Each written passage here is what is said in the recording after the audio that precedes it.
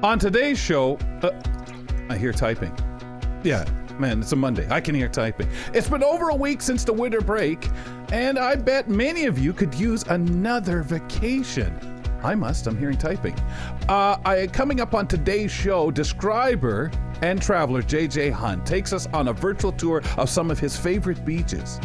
And what does it mean to eat more plant-based? And are we doing it right?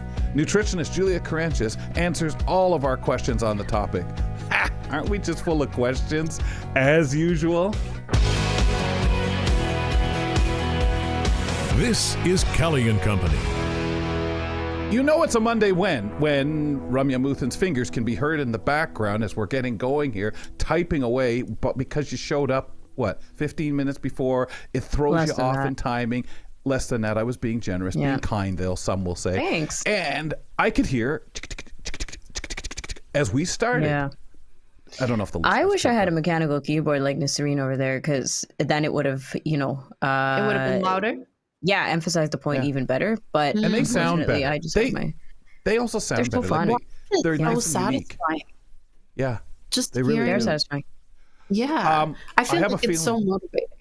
I have a feeling, Rum, we won't hear hers a lot, though, because before we went on also, she had the nerve to tell us she wasn't feeling too well. So that's like the precursor to those days, Rum, like you used to take a lot of those where you pretended to be sick, the plain sick days. Sorry, you're not That's feeling what well, it is. Yeah, sorry. That's what it is. It didn't sorry work. that you're going to hear about it for the rest of the year. It didn't work, yeah. Sorry you're not faking well. It was my bad for bringing it up. Well, and when you did it, this is the actor. We were discussing acting the other day. As soon as she said, "I haven't been feeling too well," then you get a sniffly nose sound.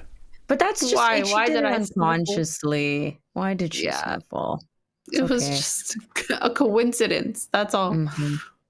By the way, mechanical keyboard with your long nails must be very satisfying because it adds so to satisfying. the sound. Right? Oh yeah. my God. Yeah. You just could hear that. Oh, look at that! I knew it. Yeah. Oh, that sounds great. It sounds so real, so nice. like actual work being done. It's just crazy. Exactly. How You feel like you're productive from all the typing that you're hearing. It's like you're doing some work. Connect that with because of the past, because of being kids, and that's what you heard before. Even with computers around, you still heard more typing in the old form. Oh man, and especially if you watch any older show, you have that typewriter in the background, especially at a newspaper. Hey, now you're gonna hold page 1, right? And in the background, you got your typewriters. It's like the never-ending sound, which is I used so to nice. take the carriage. I used to love scenes in TV shows like Gilmore Girls where they'd be in the newsroom, like all the journalists are just hanging out, typing away, and somebody's walking around and making a big fuss, and having the editor moment and whatever. But all the mechanical keyboards in the background just sound so good. What makes it more real? We were learning how to type in grade 2, but anyway, is it more real the typing sound or the carriage return? With the bell, bing. That's just not of my time, so that doesn't feel nostalgic as much as it does feel like But you still hear those on those kinds of shows that, like you said, Gilmore Girls or what have you. No. No, they were digitalized already. Digitized. So then it is really actually just computers you're hearing. It's just computers. It's just a mechanical keyboard to make people feel like they're still using those typewriters. Interesting. All right. Ramya Muthan co-hosting here on the program today. Nisreen Abdel-Majid, if you want to reach out to us on social media, that's the one. She's the lady that deals with all that, puts out such great video content for you to notice and interact with you out there. I am that lady. Yeah, Indeed. that lady right there. So you know who you're directing it at. So if you have anything bad to say about us, go ahead. She's the one that fields all that and make sure it gets retweeted and what have you. Of course, you can do that at Kelly & Co. AMI out there. I'd like to welcome in our first guest of the program today, but let's do that with the thought first. How accessible are your New Year's resolutions? Let's explore how to make popular resolutions such as fitness, travel, and learning accessible to all of us out there with Matisse Hammel Nelis. Matisse, welcome back. Best of the year to you. Thank you. Thank you for having me. Happy New Year. Is it still okay to say Happy New Year on the 13th? Notice I straddled the fence. Some claim after the 10th you're not supposed to, but I kind of straddled the fence right there. I guess if we're still talking like New Year's resolutions and stuff, then might as well. It's kind of like a Well, yeah. Fair enough. right? Because really, you can talk about Yeah. those until you kind of break it. So you can talk about those to January 28th. Yeah, exactly. Yeah, I think till February 1st. That's what I think. Oh, you're If going ambitious. strong. Yeah. Yeah. Ooh. Yes. Mine will be over by January 10th, if I made any. I was going to say, we didn't hear anything about yours. No, because we all said this at the beginning of the year. No, I didn't do that. No. We use the out card, Matisse, with this stuff because we know it's a topic, but we closed it right down the first show. Like, no, did you make any? No, we didn't get into that. We How don't about yourself? believe- Did We you? didn't really want to For embarrass myself- ourselves at that point. For myself, I just made the resolution to get out and learn more, to take more, like LinkedIn learning classes, that sort of thing, to get out of my comfort zone and just learn a bit more on different topics and areas. But we were talking about this with my students in class when we first came back last week, and they were like, well, we could do resolutions, but then nobody really sticks to them, which then led so well into my lecture about SMART goals, and they just eye rolled. And they're like, oh, no, don't add this to our to-do list and make us do resolutions on the spot. Well, we're curious about SMART goals. They've come up already on the show, and then Marco Pasco promised us deep dive tomorrow on the episode. So Love it. Because Perfect definitely segue. people are doing different, right? A lot of people are doing, this is a whole year thing. I want to get better at this, as opposed to quit smoking. Again, a very important one, a good one if that's something that you struggle with and need to do. But it's interesting how it's kind of a different layer to doing them. But we're going to kind of talk a little bit about mainly making things accessible when it comes to setting our own goals, when it comes to the new year and the things that we want to set for ourselves to do. You got some thoughts on this and some examples for us? For sure. So one of the biggest resolutions that you tend to hear around this time of year is, I want to get more fit. I want to start going to the gym. I want to start doing a little bit more exercise, that sort of thing. So what does that mean from an accessibility perspective? Well, it's going to be a bit of research by looking to see if there are things like adaptive yoga classes or virtual fitness sessions where there's captions on the screen so you can follow along if you're deaf or hard of hearing. Or even if gyms offer equipment like accessible treadmills and weight machines so that anybody can use them if they do require some changes or adaptability features being added in. Why does this matter? Because everybody wants to get fit, and fitness should be for everybody, right? So by making it accessible, right, we're including everyone, and then they can also be part of that physical space and programs where it can support diverse needs and make it feel like they belong, and it's not a special gym, if you will, and I'm not stuck at home. So it's a nice change of pace while still getting to, get pump the irons, I believe is what Arnold Schwarzenegger used to say, pump it up or something to that effect. Clearly I have butchered this. But another one that, there we go. That's what he said. That's what we're saying he said now. But another one that we hear a lot of is that people want to travel more. So what does that look like from an accessibility perspective? So, planning your trip or outing and considering the accessibility needs that may be in play. So researching hotels. Do they have accessible rooms? Do the restaurants have ramps or braille menus or other accessibility features to be accessible? And explore local attractions, right? Offering sensory-friendly experiences and tactile tours and that sort of thing. I remember a few years back, I had an incredible opportunity to do a tactile tour at the Art Gallery of Ontario. And that was really, really cool. I had never experienced something like that. And I didn't know they offer it. And they said, you just have to ask, right? So seeing what's available. Right. And everybody wants to see the same. Yeah, go ahead. Well, I was just going to say, because a lot of zoos, art galleries, stuff like that, if you're going to a different town or city location, they find a way. It's more heard of now to try to incorporate in letting people know or say, hey, you know what, if somebody comes here who's sight impaired, we need more space for wheelchairs to move around in here and for things to be set out in a different way. Some of the things like the ramp for the restaurant, I think that's pretty easy to find, but it's interesting some of the little things we might come up with that may make it more accessible for us, that if you called the front desk, ask them, we're still sometimes, and again, it may be something little. Do all the rooms have Braille for the doors or something like that? And that person may, they may not know that because how often are they looking for the Braille? or it's something they may have been told in passing when it was done and forgotten about. It's so funny how some of those things aren't really necessarily searchable either online. Exactly. Or if they have a guide dog relief area or just a dog relief area if people are traveling with their pets, right? What I find really interesting about this particular aspect of travel and being accessible is that if a business isn't accessible, like you mentioned, Kelly, they might start thinking, okay, what can we change right away? And it sparks that conversation and that thought process for businesses on the importance of creating those inclusive spaces. So we're starting to change the conversation and the thought process so that they realize, hey, there's an entire market here that we unintentionally, again, thinking positively, unintentionally might not be welcoming. So what can we do to change to actually get them in the door, if you will? Yes, It's especially true, that 'cause you other can go market, on- Ramya. We've talked about Yeah. that on the show, about instead of changing, complaining and saying, hey, well, this isn't there, that's not there, hopefully you get businesses to think, hey, man, that's a market we don't get in here enough. How do we do it? Because I want their money.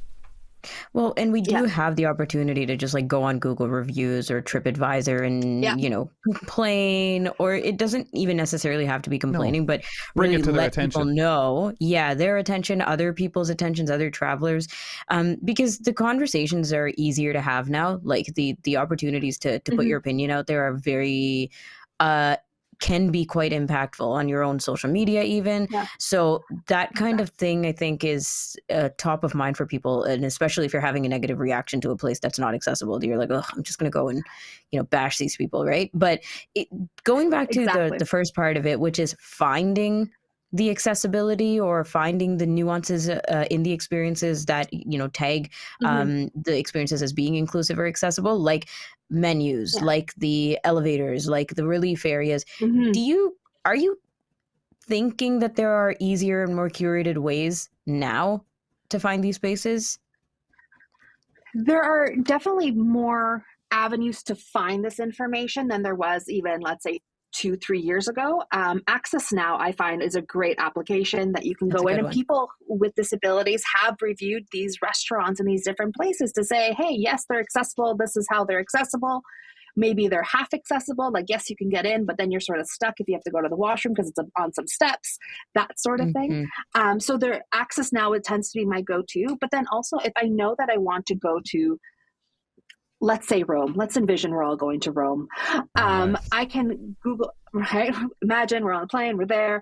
I can Google at least the hotels that are more of the big names, right? To see what do their accessibility features look like in that city, what other things are available. And even in going into like chat groups or discussion boards for those areas for travel, like disability travel, where they will tell you like, hey, if you go to Rome, this is a great hotel, this is a great restaurant, all accessible, this is what you need to know, that sort of thing, right? Word of mouth is definitely a big part of it too. People who've experienced it who can tell you this is a yay, this is a nay. Yep.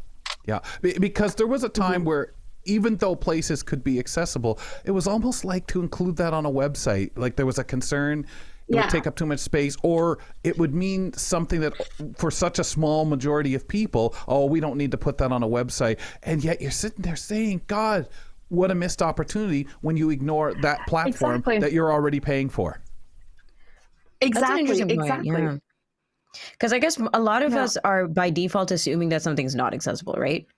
Like, unless we hear that there's a stamp of approval for accessibility or, accessible entrances, ramps, we're assuming it's not going to be accessible. I at least think there's ramps, so I think there's some level of accessibility nowadays, unless I know, hey, I'm going to, as you said, Rome, for example, the good example. There's so many older buildings, places there where I know, okay, it's going to be hard to get into the Colosseum, how much that's going to be accessible if you're going. So I think that way, but in so many places, I think there's some, I just don't know, depending, and again, how do you, because of everybody's different accessible needs, whether you're blind, whether you're in a wheelchair, and even individual, you're going to have those different needs. I just find we need to look at so many different other places or do, because places may not necessarily shout that from the rooftops, hey, this is what we have in accessibility. We want your business.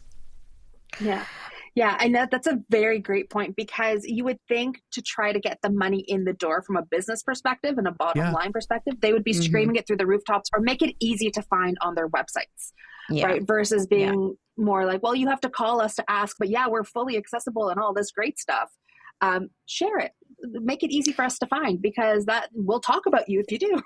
Yeah, for sure. And the we'll spread the talking word. about you part, I think, is what's actually prevalent here. You know, a lot of what we find is crowdsourced. Word of mouth. Right? Like, and word of mouth. It's word of mouth. Exactly. It's like I will scroll down Google reviews till the cows come home because I want to know what everyone's saying about certain places. And it's not necessarily just inclusivity and stuff, but just to get a vibe, right? Yep. Like my friend and I are trying to figure out all inclusive vacations, and we're not necessarily looking for ramps and just like the stamp of accessibility approval, but we want to know what others people have said. Is it crowded? Are the staff attentive? Are there long lineups for breakfast, lunch, and dinner? Do you get seats at the a la carte options? Are These they are the all things buffet? That will, Are they? Yeah. Is there What's bus the lighting trip like? to What's go the in? entertainment like? Where does the bus drop you noisy? off if they go into town? Exactly. Yeah. Right. Like, is there shuttle Exactly. services? Yeah. So yeah. Any other platforms or anything, Matisse, we should talk about in conclusion today? Yeah, I would say the last one would be incorporating accessibility into your daily habits. Little things that you could start to do today to make a more inclusive digital space. We've talked about it several times, just with me and with others, right? Things like social media, making them accessible, your posts, adding your alt text to your images and that sort of thing.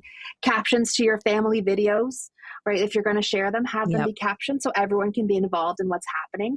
And even if you're trying to have a better understanding of what does it mean for a website to be accessible from a navigation perspective, try navigating a website with a screen reader to understand what that experience could be like, right? If you're a PC user, there's NVDA that you can download for free. If you're a Mac user, you have VoiceOver built in. WebAIM has great resources to teach you how to start using those voiceover softwares, those screen reading softwares like both VoiceOver and NVDA. So you can sort of get an understanding of the experience of what that looks like. Obviously, it's not going to be an exact simulation or exact experience, but it can start to give you some insights into, okay, why did my, navigation suddenly go to the bottom of the page when I just thought I was going to the next part in the menu, and that sort of thing, to kind of flag that sort of stuff that you may not realize is an issue. It'll flag it right away. And again, this is just a small change that can ripple outward, and you can help influence others by showing that accessibility is a collective effort and everyone's involved in it. Wow.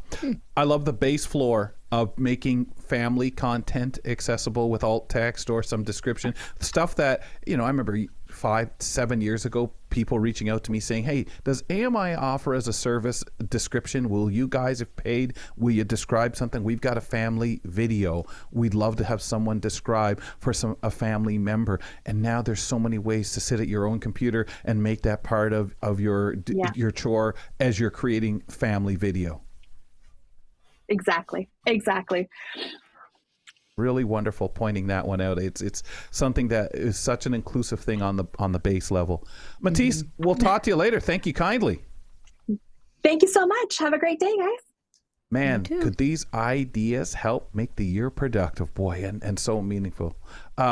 Really appreciate that. And I the videos, guys, really made me stop and feel that way, because there's so little, and people feel, hey, we're doing a family video, and what a way to send out to everyone and make that one member of the family included instead of feeling left out on family content.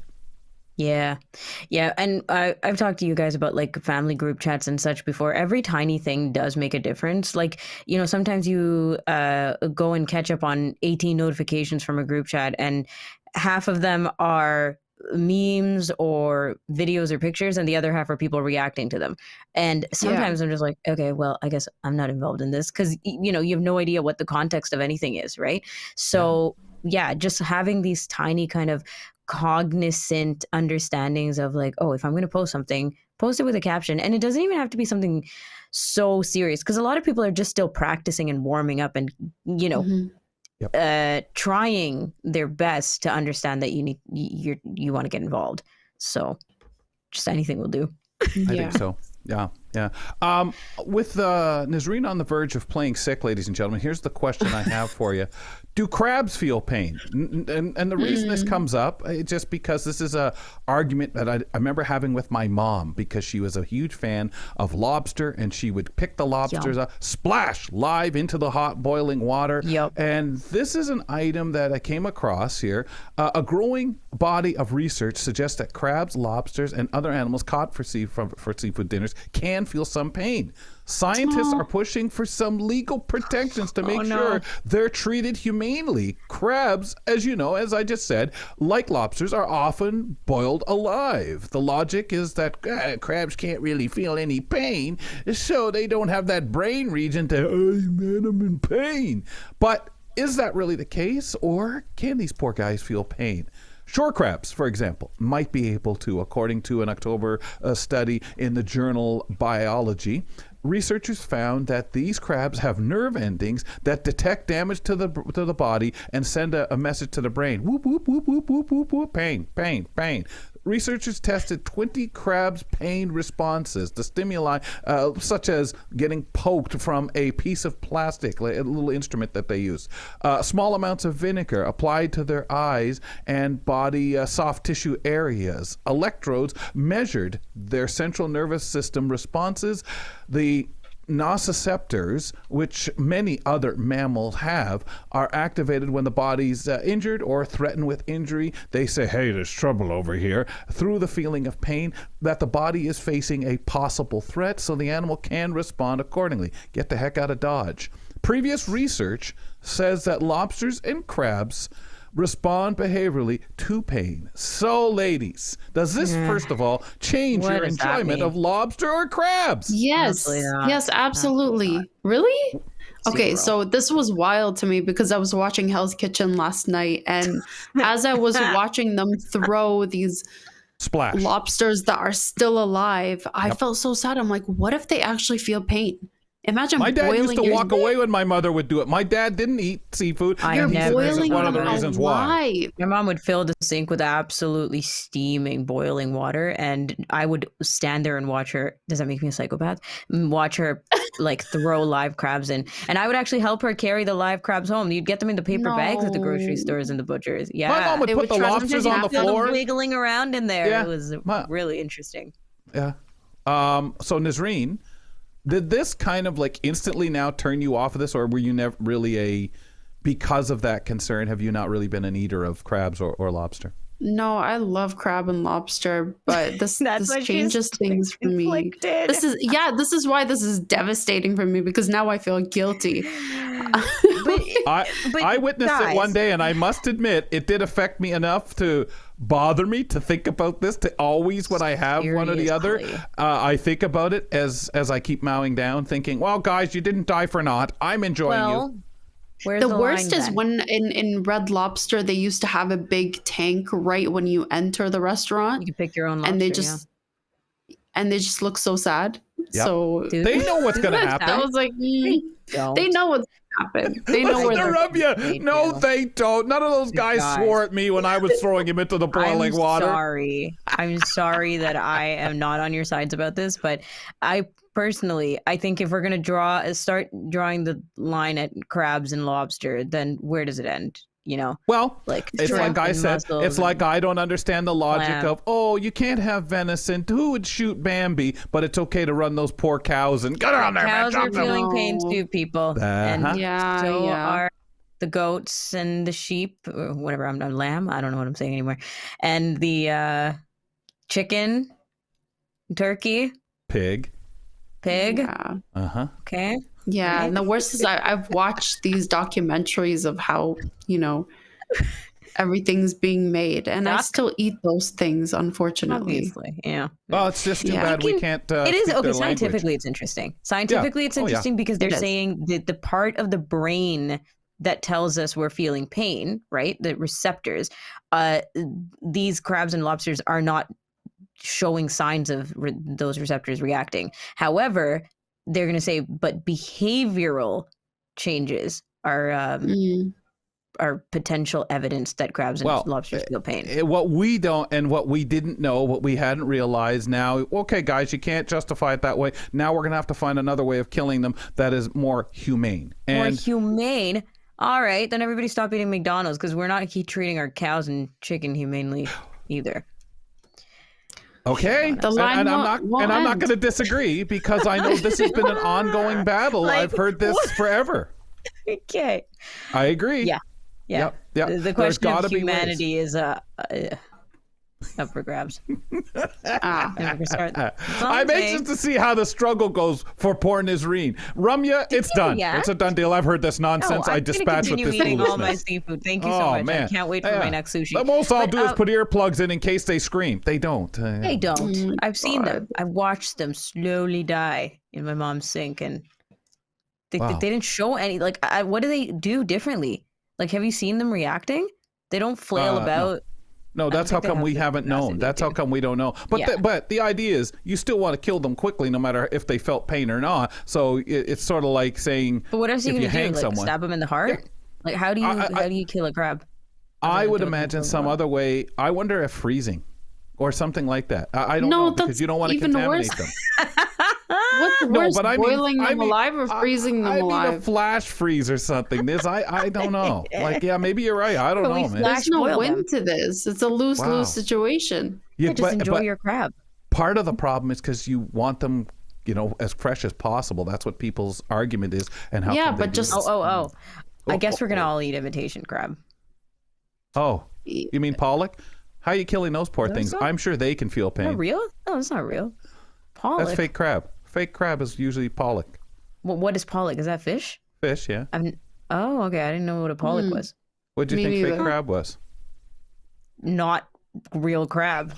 A synthetic. Oh, it's like tofu. Crab. It's tofu crab.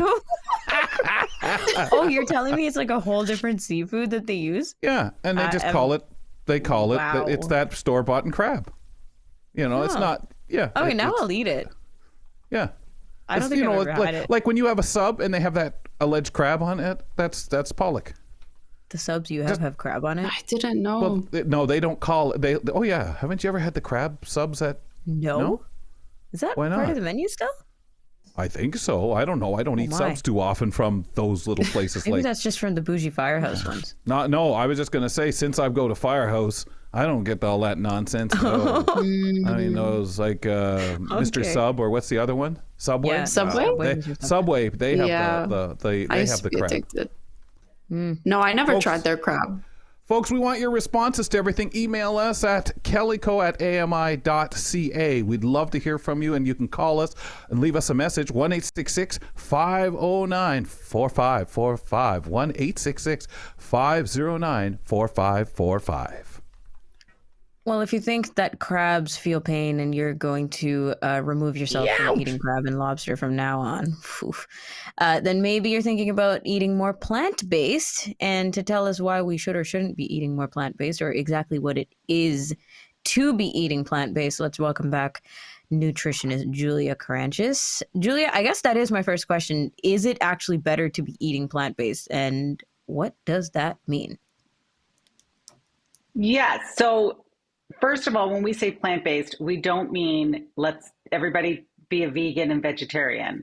Not that there's anything wrong with that, but for people that do like to eat meat, I mean, this is not what we're saying. And we're not saying to only eat fruits and vegetables, but plant-based is also including things like legumes, whole grains, in addition to fruits and vegetables. And there is a benefit because if you are trying to eat more plant-based, I feel like you're starting to become more mindful of what you're grabbing as opposed to just, a sandwich that has a deli meat on it, because then you're like, okay, well, now I've got this bread and this meat and there isn't much more plant-based food. And within these plant-based foods are a lot of nutrients like fiber, but also potassium, magnesium, antioxidants. And these are the things that your body really needs. Mm-hmm. So when you eat more plant-based, you're eating, yes, more fruits and vegetables, but also more legumes, more whole grains that are very dense in very useful nutrients that help the body function better. And so there is a benefit there. Well, and I know we had that discussion before about when everybody was trying different meats, Beyond Meat and stuff like that. And I know, Julia, from myself, I don't even know why we bother with that. Utilize the food, make the food. Who cares? Why do we have to call it something? Why don't we just encourage the eating of it? Especially like what you're doing here, the benefits alone for so many of these things, antioxidants, whatever. If you need to, because you're such a meat eater, but we're beyond that now, I feel. Yeah, I agree. I do think there's something to be said for whole food, and whether that's a beef patty that's just made of beef and you're combining it with perhaps a full salad that's got chickpeas in it and sunflower seeds, and it's made with an olive oil dressing. I mean, that's a great pairing. You're getting lots of protein, iron, and B12 from the beef, and then you're getting a ton of antioxidants and fiber and other useful nutrients from all of the different plant-based ingredients you've got in that salad, and you're not getting the filler stuff that is maybe in some of the fake foods. I think if it's made of tofu and it's made of beans, that's different. But sometimes there is a lot of filler in order to get the right texture and the right consistency and to hold the item together. Glue. And those things. Yeah, the glue. Yeah, the food glue. It's interesting how much we rely on texture, right? Like how much we are swayed by it as human beings. Absolutely. Well, absolutely. Texture, definitely. And then before that, even I'm thinking marketing. Like as soon as you say plant-based, there is a trigger that goes off, whether you're into it or not into it. But there's something that people are reacting to the word plant-based. Yes. And I think a lot of that is obviously because of marketing. So as you say, plant-based doesn't have to be vegan or vegetarian. But when I go into like a fast food place and they say Beyond Meat or plant-based burger patties, I don't know what that means, Julia. And I think a lot of us, when we don't know what that means, we're going to go straight to no thanks. But I will eat a salad, right? Like I will eat a packed salad full of legumes and vegetables and fresh things in it. So what's that about? Yeah, I think it's twofold. I think when you say go plant-based, the meat eaters go on the defense and they feel attacked, like what they're doing is wrong. And so that, that's something to dive into on a different level. I think if you are vegan or vegetarian and you hear plant-based and you've been craving a burger, but, for reasons like you guys were just talking about with animal treatment, you don't want to eat a burger. And so eating those plant-based foods might help you satisfy a craving, which feels good. Like, cause food is so emotional, right? So that feels good. Yeah. So I don't think we should ever knock anybody for that. No. And that's where I struggle because I'm not in that situation. My view is, but if you don't eat meat, why do you need that plant-based item to look like a patty or have the texture of it? I'm not there yet to understand that due to my, I mean, to me, if you're not into eating meat because it's a turn off the way it's killed or what have you and produced, it's upsetting enough for a lot of people. I'm just not going to do that. But as you say, you've got to be sensitive to someone who says, I'd like to have relish, everything else on a bun, on a plant-based patty, because that's, quote, normal. That's what I've grown up with, what I've seen. It's normal. Yes. And if you're doing it for that emotional reason, I mean, good on you for recognizing that. I think if you're doing it because you think it's healthier, my suggestion is to look at to what that patty is made from. Yeah. Because there's so many things it could be made from. Like, we don't want to villainize all of it, but there's so many things it could be made from. But if you're not eating meat, you need to be trusting, obviously, that there's not meat. But like you say, what else is in there? Not suggesting something else is going to be in that's animal-based or whatever. But what are the things, as you ladies have pointed out, is tying that together is an incredibly important thing to know, I would imagine, health-wise. Oh, yeah. Absolutely. I was very fortunate to go on a retreat a couple months ago, and it was an all vegan retreat, and the cooking was wonderful. And she made a tofu crumble that resembled ground beef. And I was able to look up a recipe, and it was really simple to make. And it was just tofu, some tamari for seasoning, a bunch of different seasonings, depending on what you wanted it to taste like. And I could make it at home. And now I'm getting this big serving of tofu, which I know is protein. I've made it myself, so I know exactly what's in it. And it was delicious. And I was able, to have my meatless Mondays, which we've talked about before, and to be, vegan for that day, because I do like to monitor my meat consumption. But again, that's for my own reasons, because some people do it for health and some people do it for ethical reasons. But it's really possible. But when you're eating like any processed food, though, any processed food, you have to consider what's in it. So there's the whole food, whole foods, which is, chicken breast and beef, and then it's everything else that you can buy or make yourself. And then there's plant-based, which is just lessening the amount of the animal product you're eating to make room for the plant-based foods that are whole foods. Because what we're getting from those, like I said. Did it matter to you that it looked like ground beef in any way? Yeah, it did. I wanted that texture. Yeah. And I think that's fair. Yeah. That's fair, because going back to what you said about emotional relationship to eating, but also food restrictions, right? Like if you have religious beliefs or eating kosher or halal, like those kinds of things matter too, because you're going out with people, let's say for social events, but you're not going to a place that accommodates your food allergies or restrictions. And then you're like, yeah, but if I want meat, like if that's part of your regular, then maybe you want something that resembles meat. Because, a lot of people grow up with that, right? Like mostly meat and it's what's normal. It's what you're and used some veggies. Exactly. There's this place in Scarborough. It's a vegan place called Ital Vital. And they don't label anything as Beyond Meat this or tofu that or whatever. But everything is sculpted into and put on the menu as meat. So, everything says chicken or whatever their special is, shrimp this or beef that. But we know because you know the place, that it's all vegan. Everything is plant-based, but they sculpt everything. So it's really fun because you have no idea, like you don't have to sit there and like contemplate what it is. But I think for vegans and vegetarians especially, it's fun because you can go in and just have meat or have it as if you're having meat. And it's seasoned that way. Yeah. It's very delicious. The textures, they do really well at presenting as meat or seafood. And I think, like Kelly, going back to your point, like why does it have to be like meat? I think sometimes it's just because you want to have it as if it was meat. You want to smell it as if it's meat. Would a meat eater going in there feel deceived? Would you?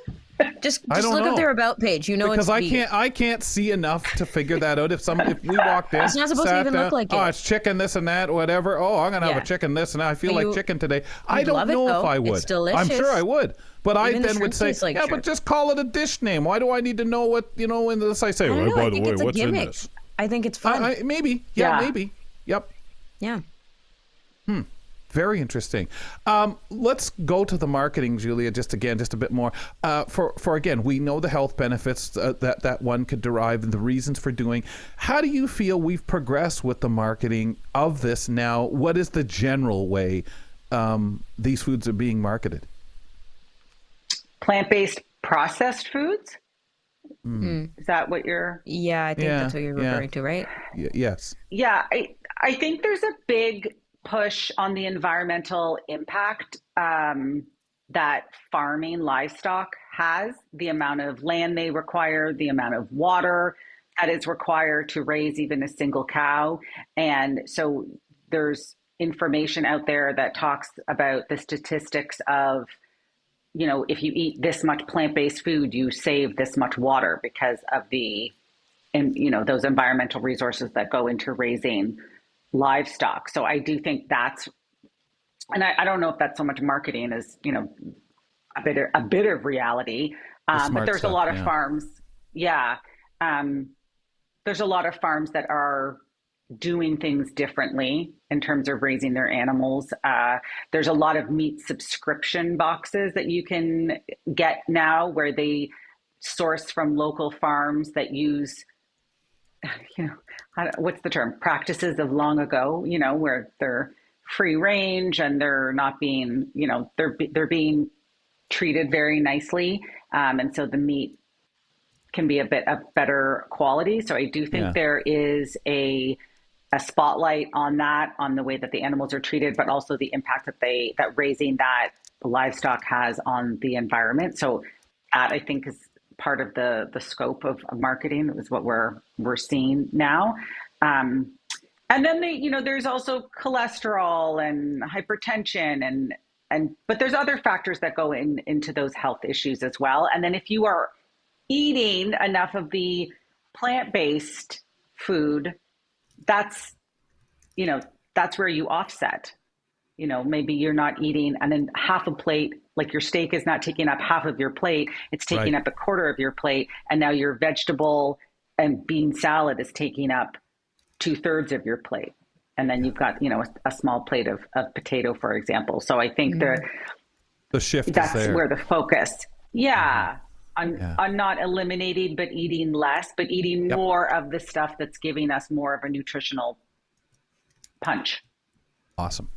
Yep. So true. I know that's more my line of thinking for me. Julia, thank you so much. This is an interesting discussion. I think we can go a lot of different angles with this too, but just as a general overview of eating more plant-based is always a good reminder. Yeah, get those fruits, vegetables, and whole grains in. And whole grains. And legumes. Yeah. Thank you so much. Mm-hmm. And legumes. Thanks, guys. Talk to you next week. Absolutely. Julia Karantjas is our nutritionist, and she does join us weekly, and we cover all kinds of topics. Always remember, check out our podcast, folks. Subscribe using it from your podcast platform of choice. If you have some time, please give us a rating and review. Join our YouTube page where you can enjoy content as well. That's the Kelly and Company podcast and YouTube pages. Let's talk to JJ Hunt as he joins us now to talk about his favorite beach days, because JJ, if people's Christmas did not include a beach holiday, they're not alone. A lot of us could use at this time, especially up here in Canada, a little extra beach time. So we thought we'd bring you in, get you to do a little describing, as you've been on different tours around the world, had different opportunities. Did you see any beaches over the holidays, JJ? Only in my mind. Only in my mind. And he would have described it to us, Rum, if he was standing there saying, you know what, guys, what I'm seeing is, but we're standing at a bus stop in the middle of Toronto. I'm seeing the sand. The water's, there's no sand and water. What, JJ, what are you saying? That's right. What is it? My mental palace is full of beautiful beaches that I get to visit all the time. Even if I don't get to go there every day in person, I can always visit in my mind. Wow. We'd walk down the hallway with him in his mind and turn into any room, and it'd be, hey, there's a whole beach in here. Go in another room and it'd be mountains in there. JJ, where do you want to start with this and these beautiful descriptions we're going to get? Yeah, I was thinking about some of my favorite beach days, and sometimes it's about the beach, and sometimes it's about the experience that the beach offers, right? And sometimes you want a chill beach, sometimes you want something a little bit more exciting. One of the first kind of beach days that came to mind was a day that I spent in the Cayman Islands. This was probably 20 years ago. My brother was living on Grand Cayman at the time. He's a scuba diving guy, and so I was visiting him in the Cayman Islands, and he had to go work, and he said, "Okay, check out. There's this part of 7 Mile Beach. It's going to be empty. It's going to be beautiful. Go check that out." And that's what I did for my day. Went down 7 Mile Beach. Properly named. It's a big, huge, long stretch of beach, and it was totally empty. Just me and a book and a big, long beach. It was gorgeous. The waves lapping up onto the sand, and then I see out on the water a cruise ship comes in. And cruise ships in the Cayman Islands, very important to the local economy. When the cruise ships come in, the population of the island literally doubles. There's so many people on these enormous cruise ships. So this cruise ship comes in, I watch it. It's honestly like a hotel on its side. It's so enormous. Comes right into the harbor. It stops. And then these little tiny boats, these little tiny ferry boats come, and they start moving people off of the ship toward the port, because it can't dock right at a port. It kind of docks off a little bit. And then these little ships start ferrying people back and forth. And within about 20 minutes, my beautiful empty beach got completely full, overwhelmed, totally overrun by these cruise ship passengers that just swarmed onto the beach. It was like an insect infestation. Like it went from nothing to hundreds and hundreds and hundreds of families and couples and kids, and everyone had their stuff. And I'm just sitting there with my little book, and all around me, these people are everywhere, and it's joyful and it's loud, and it's like 2 or 3 hours of madness. And as quickly as they arrived, they all suddenly vanished. They all got back in their taxis, back in the tour buses, went back to the ship. I could see the little tiny boats going back to the big cruise ship, and everyone went back. And then the cruise was gone by the time I left. It was like the most amazing whole day experience. And honestly, I felt like I was in slow motion, and everything around me was in fast motion with all these people flying around. It was wild. Wasn't he kind, Ramya, the way he presented this? Well, you know what's hilarious is... Oh, it was so nice. Everybody came out when we know that's not at all what he thought. Yeah. What are these people doing here? My book. I can't read. Where'd the wave sound go? I had to read the same page over and over all day. Oh, my God. You're lucky. The opposite side of the experience, right? Where I've gotten off the cruise ship onto the island and you screwed it up for someone else. Yeah. Turned the waves for the locals and then got back on. But I never thought about what it would be like for somebody who was hanging out long-ish term. And looking forward to their one day off, maybe to go sit at the beach saying, it's so beautiful. But of course, if you lived there, you'd know better. You're lucky, JJ, the boats didn't unload in the water and everybody just weighed in at you. Yeah, exactly. Just float in. Honestly, it's the kind of day where if you go in with very specific expectations, your day can be ruined by such an event. But if you go in like, I just want to experience whatever this beach has to offer. Yes. And this is the unique experience that this beach has to offer. Like, I've never been on another beach that was treated quite like that before. So I certainly had a few moments. I will confess, I had a few moments where I uttered some bad language under my breath at some of these folks. Entities. But they kicked over my sandcastle a little. Yeah, exactly. But if you have a moment, you can take a deep breath. You can find ways to appreciate the hilarity of the situation, and that's what you try and do in those situations. That's what I try and do anyway. Mexico's Pacific Coast. You had experience there too. Yeah, some beautiful beaches on the Pacific coast of Mexico. So this is a lot of wave action on this coast. Some professional surfing competitions happen down there, and I was in a few spots down there. One of them, this amazing area where every little inlet in the town had these awesome waves come in, but the inlets were shaped in slightly differently so that it would have a different impact on the waves. So on one beach, that's where if you're a really pro surfer, that's where you go, because the shape means that the waves are going to carry you for a long time. If you're a beginner surfer, then you go to this different inlet because the shape is such that you got good waves, but they're not going to hold you for too long. So it's good for learning and practicing. And that's one. The one that we went to, the inlet we went to, had awesome crashing waves, but they weren't very good for surfing. What they were good for was playing.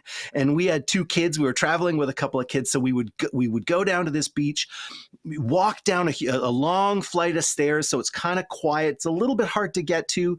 So upside and downside there, downside for a lot of people, it's too hard to get to. Upside is it's pretty quiet because there aren't a lot of folks down there. And then my wife and I would sit in these lounge chairs. There's a little restaurant, order some fried fish and a stack of tortillas, make yourself, some fish tacos all day, have some cervezas, have a couple of beers while the kids just play and roll around in the ridiculous surf. And they were having a ball, laughing. The surf would crash in, throw them about. There were a couple of ladies that were playing in the water with them, and these 2 big, robust, buxom women throwing themselves into the waves. And every time a wave would come in, it would throw them, crash them around. They would come up with their bikini tops completely thrown off. They would laugh, and pull their bathing suits back on. Everyone on the beach would applaud, and they'd do it all over again, over and over. Just a riotous afternoon on the beach. What? Wow. Entertainment. Oh my gosh. What'd you do for fun? Never mind that. What? No wonder you've had theater of the mind beach days over the holidays. Wow. No wonder that beach is harder to get to. Unparalleled. It was a riot. That was a riot. Oh, gosh. I really enjoyed that day. Oh, Okay, man. one I like more. the food. I'm sorry. The fried. Oh, the I fried know the fish. food. Yeah, Wow. yeah. Yeah. I'd probably overdo so it. One last beach I'll tell you about real quick in Thailand, in this town called Prachuap Khiri Khan. So not exactly on the tourist route, but a great town, beautiful night market. I'll tell you about the night market some other time because it was extraordinary. But the best beach in town, there was the whole east coast of the city the town is along the water, but most of the beach is used by fishers. So that if you want the private beach, you've got to go onto the Air Force Base. Strange, but there's an actual beautiful kind of private little beach resort area inside the Air Force Base. And if you're arriving by car, you drive into the Air Force Base. You got to be checked in by an officer when you arrive, and then there's a road that drives all the way around so you can get to the beach area. We were arriving on foot. And if you arrive on foot, there's a footpath that cuts across the Air Force Base. So we get there, we're in our flip-flops and our bathing suits with our towels slung over our shoulders. And the guy checks our ID, says, "Thank you, welcome to the Air Force Base." You start walking through, you pass the barracks. You're going past all these folks in military uniforms and Air Force uniforms. And then you walk out through this like thicket of trees, palm trees, and there's a guard who stops you because you've reached the runway. And you actually have to stop on one side of the runway and wait for military planes to land. And once they have landed and whipped right past, then the guy waves you forward and you run across the very hot runway in your flip-flops so you can get to the other side of the runway and proceed to the beach, which is this gorgeous palm tree-lined beach, really shallow, super calm. We saw manta rays swimming in the ankle-deep water, like just exquisite and beautiful. A beautiful beach day. And then when you're done, run through the runway again. You got to cross. It was just the craziest. I loved it. It was wonderful. Hold up. Is the noise level from the airplanes landing and all this killing the beach vibe? You would think, but with the trees, there was a whole strip of palm trees separating the beach from the runway, and then the nice sound of the ocean waves, just very gentle waves coming in and out. Didn't bother us one bit. The heat, though, when you were running across that runway, it was hot because you're running there are literal tire marks, skid marks where the airplanes are touching down. The hot tar, the hot runway, the wheels melting on the. Oh yeah, it was wild. Yeah, but you got to work through that to get to the best beach ever, right? Yeah. That's right. And then you get there and it's like they had hammocks set up and again, a little restaurant there so you could get a curry in and just sit there and have your green curry and noodles and chill the day away on the beach. Wow. But here, a place like that here, they would never allow us to be anywhere. No, because somebody's going to come and do something and end up getting injured or killed dealing with that runway. In so many other places, it's, well, run at your own risk. It's ready, set, go. And to something like that. Wow. Yeah, I know. It was really quite casual. Like they check your ID before you go in. We knew that in advance because it is a military base. But then when you get to the other side and you've passed through all of this sensitive Air Force, you're right on the base. Then there's this resort area. There were clearly lots of locals that would go during the day. There were local business people who would come and have business meetings in the afternoon, and then they would just spend the rest of the day in the hammocks. So they would come for a business meeting, sitting around the table. You could tell very serious conversations. Oh yeah, knit brows and nodding. And then at some point, they take the food away, they serve a round of beers, and everyone moves from the chairs into the hammocks, and they loosen their ties and would spend the rest of the afternoon just chilling out on the beach. It was so in Toronto. Fun. They have the Businessman's Day at the Blue Jay game. Here at the Air Force Base, they have the Businessman's Day. Exactly. Oh, that's beautiful. Down treatment of the palm trees. Oh, yeah, exactly. Swaying. I love the hammocks. JJ, as usual, you've outdone yourself again with amazing descriptions, amazing locations to bring us to make us just say, wow. Thanks, man. We'll talk next month. Cheers, guys. Have a good one. Wow. Incredible. Okay. What was your thumbs up beach, Rum? Out of those ones, obviously. Let's pretend no people came to the first one. Probably the Mexico. The beach with with the where you got hammered down by the waves, tides. where you could just be thrown around. Yeah, because I had a similar experience in Sri Lanka, and I just love it when you're just crashing against the tides. And so you're not fun. afraid of the water or anything like that. Nisreen, did you have a beach there that you might have? Same thing. Mexico. It was so beautiful. Yeah. That's awesome. I prefer the third one, but I am not running across a runway. Oh, I think I'd like that one. My only thing is the how close the fish are. If I'm in the water, what's that's true too. Me. Too shallow. Yeah. You're right. Yeah. That might bother me. Ladies, thank you kindly. Appreciate it. We'll talk at you tomorrow and on Wednesday. Thank you. Nazreen Abdel-Majid and Ramya Amuthan co-hosting with me today on the program. And of course, we are here all week. Check us out via YouTube, podcast, whatever your favorite platform, and of course, right here on AMI Audio. On the next program, last week we brought up those SMART goals with Lucia Belafonte. Tomorrow, Marco Pasqua is teaching us how to set those SMART goals up and how to follow through. And of course, Alex Smythe will join us for his once-a-week visit to tell us what's coming up on Paris Sport Nation this week. We'll check out tomorrow's show and the Friday show. We'll talk to you then. I'm waving at you. Have a wonderful day. Thanks for tuning in to Kelly and Company. Follow us on all social media. And don't forget to like and subscribe to the channel for more.